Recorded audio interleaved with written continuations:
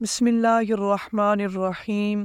السلام علیکم دوستو، آج کی اس ویڈیو میں ہم آپ کو بتائیں گے پیغمبر خدا حضرت ابراہیم علیہ السلام کے بارے میں، ان کی ولادت کے بارے میں، بت پرستی کے خلاف ان کی تبلیغ اور نمرود کی طرف سے ان کو آگ میں پھینکے جانے کا واقعہ۔ اس ویڈیو کو آخر تک ضرور دیکھیے گا۔ نمرود ملک بابل کا بادشاہ تھا۔ بابل کے موجودہ نام عراق ہے۔ نمرود انتہائی مغرور شخص تھا۔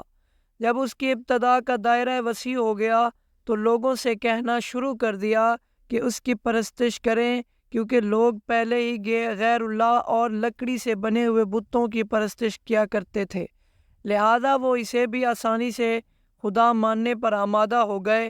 لوگوں کو اس کی گمراہی اور ضلالت کی زندگی بسر کرتے ہوئے ایک عرصہ ہو گیا اور وہ اللہ کو بالکل بھی بلا چکے تھے۔ پروردگار عالم نے اس کی ہدایت اور رہنمائی کے لیے ان میں اپنا نمائندہ بھیجنے کا ارادہ فرمایا۔ نمرود کے دربار میں نجومی بھی تھے۔ ایک نجومی نمرود کے دربار میں بڑا مقام و منطلق رکھتا تھا اور وہ نمرود کے بہت قریب تھا۔ ایک دن اس نے نمرود سے کہا، ایک بات عرض کروں؟ تو نمرود نے کہا، نجومی نے بتایا کہ آپ سلطنت میں ایک بچہ پیدا ہونے والا ہے، وہ بت پرستی کو ختم کر دے گا اور لوگوں کو اپنے دین کی جانب بلائے گا اور آپ کی حکومت ختم کر دے گا۔ یہ سن کر نمرود نے اپنے دربار کے دوسرے نجومیوں کی طرف دیکھا۔ سب نجومیوں نے پہلے نجومی کی تائید کی۔ نمرود یہ سن کر دل ہی دل میں گھبرائے اور پھر غصے میں آ کر حکم دیا کہ عورتوں اور مردوں کو ایک دوسرے سے الگ کر دیا جائے تاکہ ایسا کوئی بچہ وجود میں آنے ہی نہ پائے، اور حکم دیا جو بھی بچہ پیدا ہو اسے قتل کر دیا جائے۔ نمرود کے منہ سے اس حکم کا نکلنا تھا کہ بابل میں پیدا ہونے والے بچے قتل کیے جانے لگے۔ کہتے ہیں کہ نمرود کے حکم پر اس مردود کے جلالتوں نے 1,00,000 بچے قتل کیے۔ نادان نمرود یہ سمجھتا تھا کہ حویلیوں سے وہ حدود اللہ تعالیٰ کے ارادے کے باندھ سکے گا۔ اس ملک بابل میں ایک خاتون تھی جن کا نام تاریخ میں نونا بتایا ہے۔ نونا اس وقت حاملہ تھی، لیکن ان کے حمل کے آثار کو اللہ تبارک و تعالیٰ نے چھپا دیا۔ جب ان کے بچے کی پیدائش کا وقت آیا، وہ نمرود کے خوف سے شہر سے باہر چلی گئی اور وہاں پہاڑ کے ایک غار میں پناہ لے لی۔ انہوں نے اپنے بچے کو اسی غار میں جنم دیا اور پھر بچے کو لٹا کر پھر خدا سے دعا کی، اے خدا، میں اپنے جگر کے ٹوٹے کو اس غار میں لٹا کر جا رہی ہوں، ان ظالموں سے ہی اس کو بچانا جو معصوموں کے خون کے پیاسے ہیں۔ پھر انہوں نے بچے کو بوسہ دیا اور غار کی تہانے کو پتھروں سے باندھ کر دیا اور واپس شہر کو لوٹ آئی۔ جب دوسرے دن غار میں اپنے بچے کو دیکھنے آئی تو دیکھا ان کا بچہ انگوٹھا چوس رہا ہے۔ اس بچے کے انگوٹھے سے دودھ جاری تھا۔ یہ بچہ کوئی اور نہیں بلکہ حضرت ابراہیم علیہ السلام تھے۔ اللہ رب العزت نے حضرت ابراہیم علیہ السلام کے انگوٹھے میں دودھ پیدا کر دیا تھا، اور یوں حضرت ابراہیم علیہ السلام کو غذا پہنچتی رہی۔ اس غذا سے حضرت ابراہیم علیہ السلام دن میں اتنا بڑھتے تھے کہ جہاں ایک بچہ مہینے میں بڑھتا ہے۔ آپ علیہ السلام کی ماں آپ کو دیکھنے کی غرض سے روزانہ غار میں آتی۔ جب آپ علیہ السلام کی عمر 2 سال ہو گئی تو وہ باتیں کرنے لگے، اور جب آپ کی عمر 7 سال کو پہنچی تو آپ کی والدہ نے بڑی بڑی باتیں اور اخلاق سکھانے لگی، کمزوروں کی مدد کرنا اور اللہ رب العزت کے گزرے ہوئے پیغمبروں کے واقعات سنایا کرتی۔ مگر انہیں کیا معلوم تھا کہ وہ جس بچے کی تعلیم اور تربیت میں لگی ہوئی ہے وہی ایک پیغمبر ہے۔ آپ علیہ السلام نے اپنی زندگی کا 13واں سال اسی غار میں گزارے۔ انہوں نے ایک دن اپنی ماں سے کہا، ماں، مجھے بھی اپنے ساتھ شہر لے چلیں۔ ماں نے جواب دیا، بیٹا، شہر میں تمہارے لیے خطرہ ہے۔ اس لیے حضرت ابراہیم علیہ السلام کو اس غار سے نکل کر شہر میں داخل ہوئے۔ حضرت ابراہیم علیہ السلام کا ایک چچا تھا جن کا نام آذر تھا۔ یہاں پہ ایک نکتے کی وضاحت کرتا چلوں تو رات میں آذر کو حضرت ابراہیم علیہ السلام کا چچا کہا گیا ہے، جبکہ ان کے والد کا نام طارق تھا۔ قرآن مجید میں ان کے والد کا نام عزر کہا گیا ہے۔ بہت سے علماء کا اجماع ہے کہ عزر حضرت ابراہیم علیہ السلام کا باپ نہ تھا بلکہ ان کے والد طارق تھے، اور وہ مسلمان تھے۔ ارباب نسب کا بھی اسی پر اتفاق ہے کہ حضرت ابراہیم علیہ السلام کے والد طارق تھے۔ لہذا قرآن مجید اور اکثر حدیثوں میں جو عزر کو باپ کہا گیا ہے وہ مجاز کے طور پر ہے، کیونکہ وہ حضرت ابراہیم علیہ السلام کا چچا تھا، اور عرب میں یہ رواج ہے کہ چچا کو باپ کہتے ہیں۔ یا یہ بھی ہو سکتا ہے کہ وہ آپ کا چچا ہی رہا ہو اور طارق کی وفات کے بعد ان کی والدہ سے عقد کیا ہو اور آپ کی تربیت کی ہو، اسی سبب سے اس کو باپ کہا گیا ہے۔ عزر مٹی، پتھر، لکڑی کے بت بنانا ان کو اور لوگوں کے ہاتھوں فروخت کراتا تھا۔ اسی طرح اس کا کاروبار بہت پھیلا ہوا تھا۔ عزر کے بیٹے بھی بہت فروشی کرتے تھے۔ جب حضرت ابراہیم علیہ السلام غار سے نکل کر شہر میں گئے اور اپنے چچا عزر کے پاس پہنچے تو عزر نے حضرت ابراہیم علیہ السلام کو بھی اپنے بیٹوں کے ساتھ بت بیچنے کے لیے بھیج دیا۔ جب حضرت ابراہیم علیہ السلام نے بتوں کو گلے میں رسی باندھے اور انہیں زمین پر گھسیٹتے ہوئے لے گئے، جس سے وہ مٹی، کیچڑ اور کوڑا کرکٹ سے آلودہ ہو گئی، پھر آواز لگائی، اے لوگو، آؤ اور مجھ سے وہ بت خریدو جو بے جان ہیں۔ حضرت ابراہیم علیہ السلام کا یہ سلوک بت پرستوں کی نظر میں بے حد توہین آمیز تھا۔ پھر بات یہاں تک آ پہنچی، عزر نے حضرت ابراہیم علیہ السلام کو اس بارے میں نصیحت کی۔ ایک دن حضرت ابراہیم علیہ السلام نے اپنے چچا سے پوچھا، چچا جان، آپ لکڑی اور مٹی کے بت بناتے ہیں جو نہ بول سکتے ہیں، نہ سن سکتے ہیں، نہ آپ کو کوئی نفع یا نقصان پہنچا سکتے ہیں۔